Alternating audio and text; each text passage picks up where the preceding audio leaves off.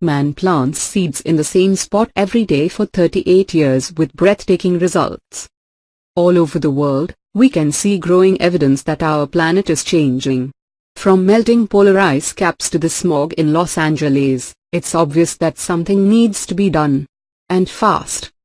Unfortunately, because it's not always seen as an immediate issue, most people continue to go about their daily lives as they normally would. If their homes were in imminent danger of being destroyed, their attitudes would surely change. This was the case with Judo, whose island home on Majuli, India, was rapidly sinking. That's why he decided to take a stand and do something.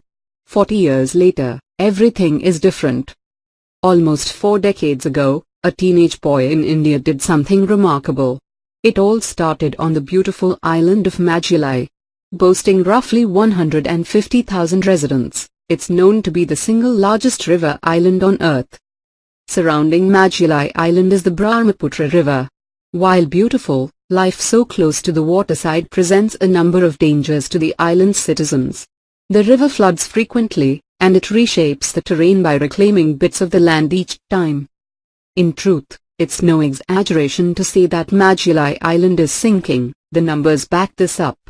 As recently as the mid-19th century, the island was about 480 square miles. Today, it's only about 135 square miles, less than a third of what it once was. That's not all though.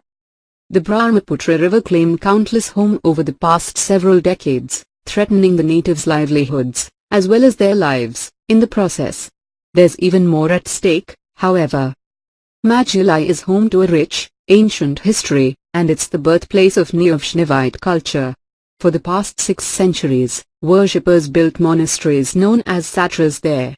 Once, there were more than 60 of them across the island. Today, only about 30 remain. As if that wasn't dire enough, scientists predict that the entire island could be lost within the next 20 years. Refusing to accept that fate, one teenager named Judo took it upon himself to save the island and its treasured culture. Judo was just 16 years old when he began his mission in 1979. He's remained dedicated to his task ever since, serving as an activist and forestry worker committed to fortifying the land with as many trees as possible. Judo had another reason, aside from the erosion, for saving the island.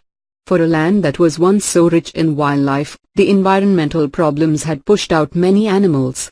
The young man hoped that he could bring back the elephants, rhinos, deer, and tigers that once called Majuli home. Over the next 40 years, Judo's dedication didn't go unnoticed by the rest of the world. He was the subject of a short documentary film called Forest Man in 2013. Which won the Best Emerging Documentary Award at the Cannes Film Festival in 2014. I have planted everything myself, explained Judo in an interview for the documentary. At first, planting was very time-consuming, but now it's much easier because I get the seeds from the trees themselves. Coconut trees are always straight, and they help prevent erosion if planted densely enough, Judo continued. So it is good for protecting the soil, for boosting the economy and for fighting climate change.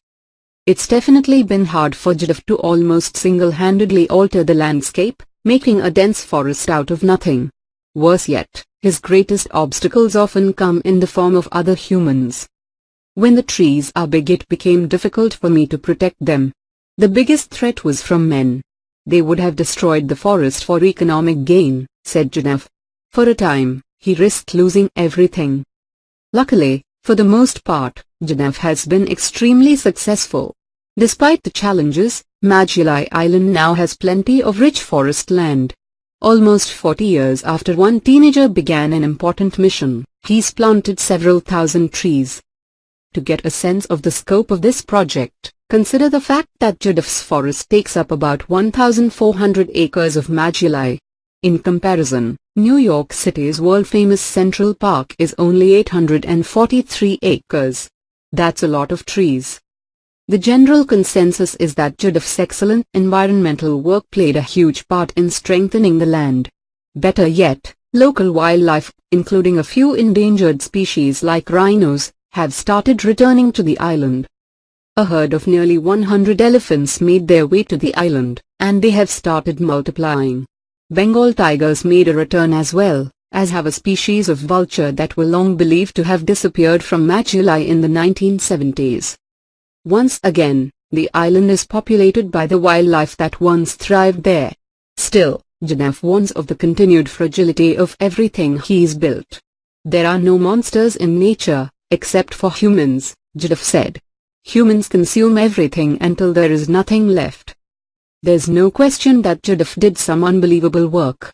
One could even go so far as to say that he saved Magellan. While he's accomplished so much, the activist doesn't plan on stopping anytime soon.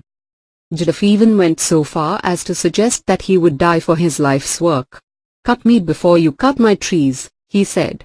It's clear that this is close to his heart, but it's even more inspiring to hear him tell his story in his own words. Hopefully, Judo will be able to continue working on his mission for many more years to come. With enough attention, his story can inspire others to help the planet too. Share this incredible story with your friends below. Thanks for watching. Please subscribe my channel.